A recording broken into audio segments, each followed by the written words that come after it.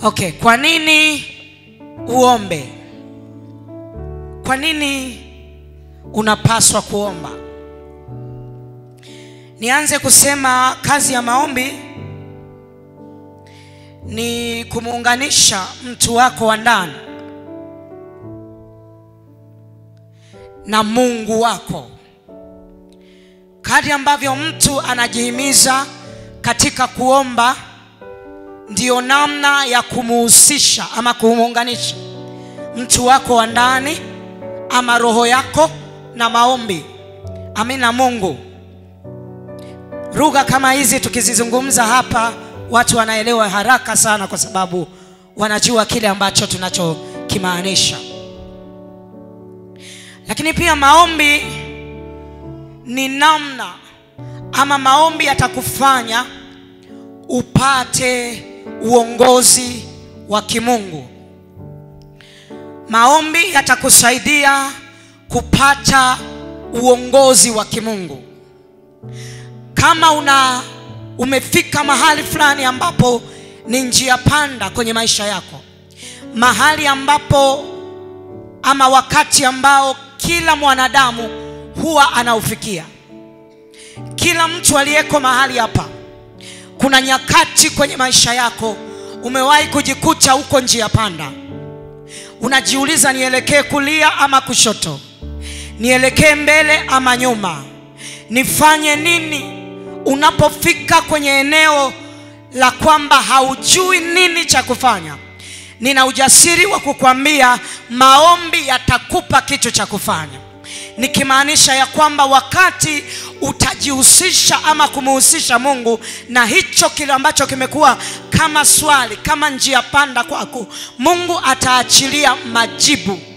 Mungu ataachilia nini ufanye kwenye maisha yako. Kwa sababu kama ukiwa njia panda na usipopata uongozi sahihi, yani kutojua nini ufanye kwa wakati huo, matokeo yake ukafanya maamuzi mabaya. Maamuzi mabaya yataleta matokeo mabaya. Amen.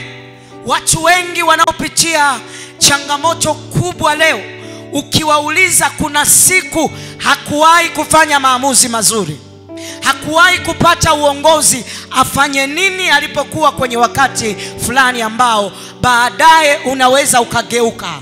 Mungu atusaidie sana.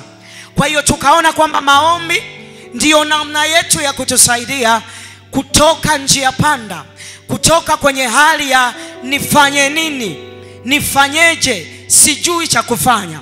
Hujui cha kufanya, omba Mungu akupe kitu cha kufanya. Haleluya. Tulisoma katika kitabu cha Samueli wa kwanza sura ya 30, na jaribu kurejea alafu tutaendelea.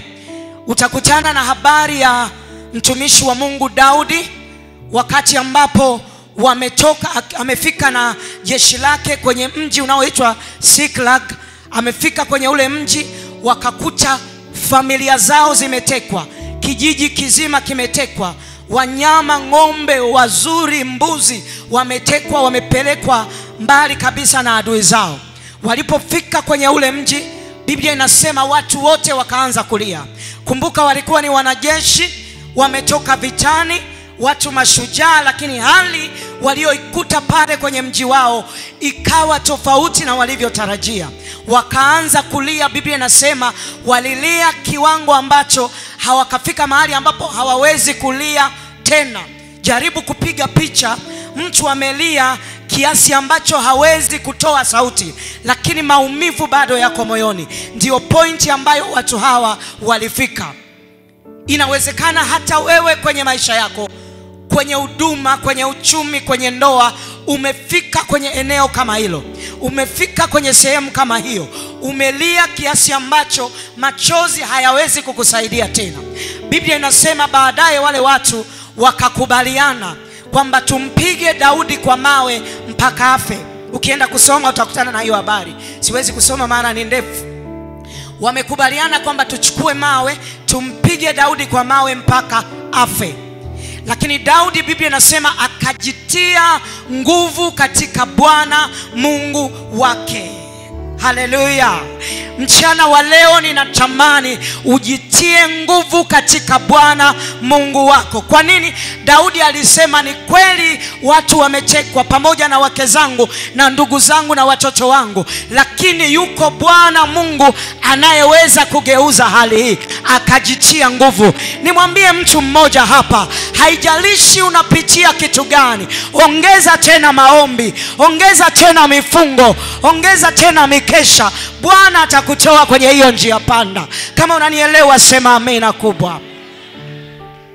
Wakati wamechukua mawe wampige Daudi afe, Biblia inasema Daudi akajitia nguvu, alafu akamwambia mtu fulani, akasema niletee naivera.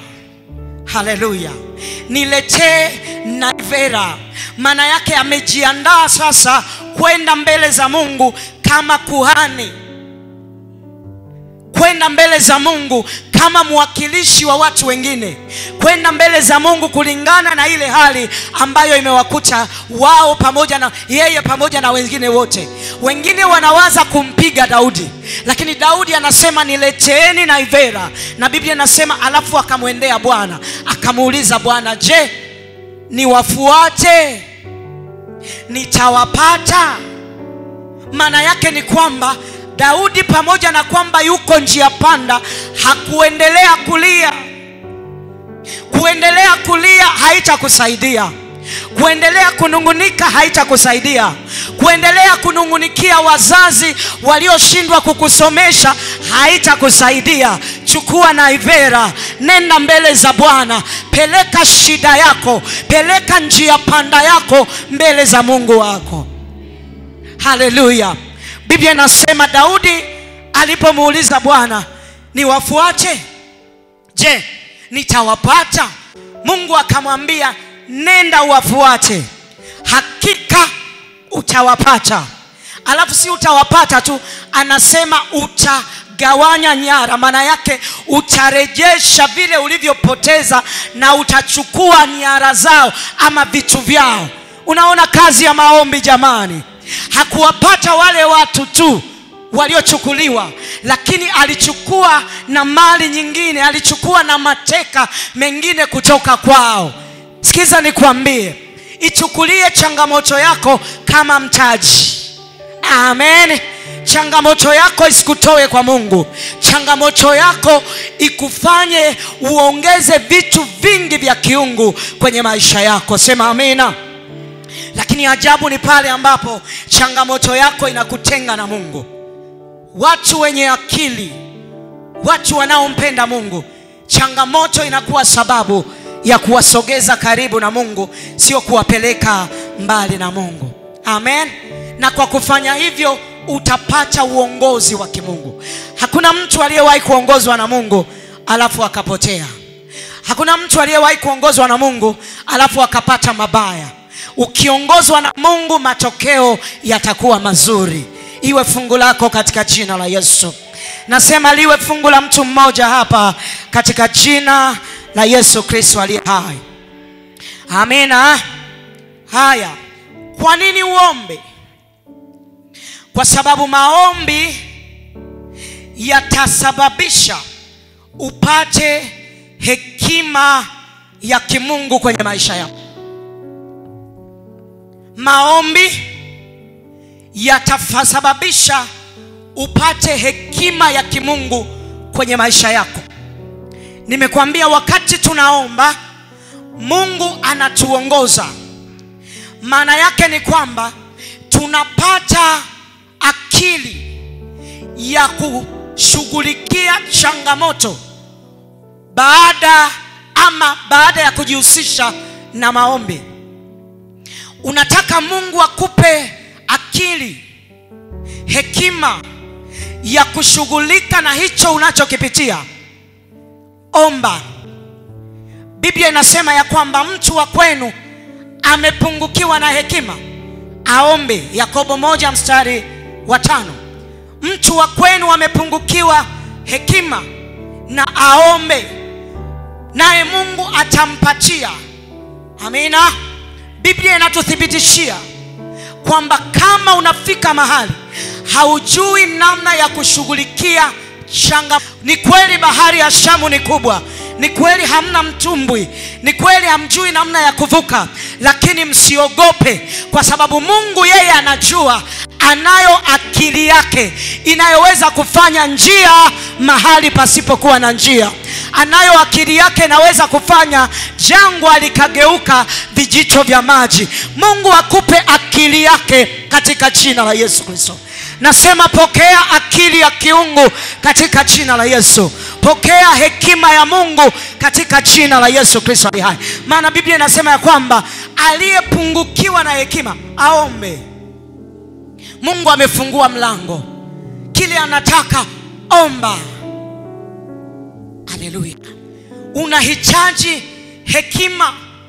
Wakati fulani mwambie tu Mungu, ninaomba hekima ya kuishi kwenye hii familia. Naomba hekima ya kuishi kwenye hili kusanyiko. Wewe ni kiongozi, kiongozi wa kwaya, kiongozi sijui wa vijana, wa wamama. Jamani, hakuna kazi ngumu kama kuongoza watu. Hakuna. Kila wakati unajitahidi kufanya vizuri, watu wengine watatafsiri vibaya. Unahitaji hekima ya Mungu ya kukusaidia. Kuna watu kwenye kundi, kwenye kusanyiko, hauwezi kuishi nao bila hekima ya Mungu.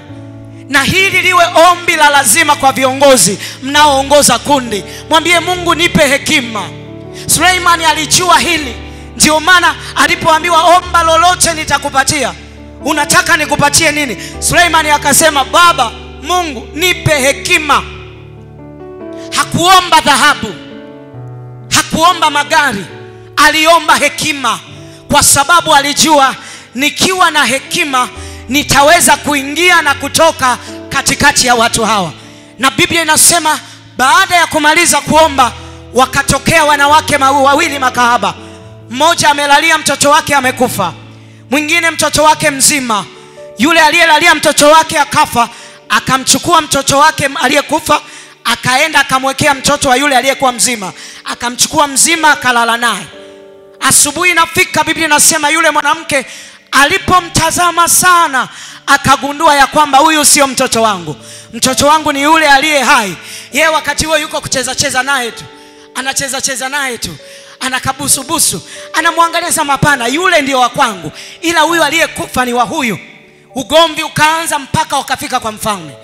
Biblia inasema walipofika kwa mfalme, kila mtu anasema aliye hai ni wangu, aliyekufa ni wa huyu. Mfalme akasema, sasa kukomesha kesi, lete panga tuchinje. Huyu mwenyewe ambaye sio mtoto wake akasema, yani mfalme uishi milele, chinjilia mbali tukose wote. Mfalme akasema, huyu sio wake, huyu ni wa huyu. Kilichofanya kazi ni nini? Hekima.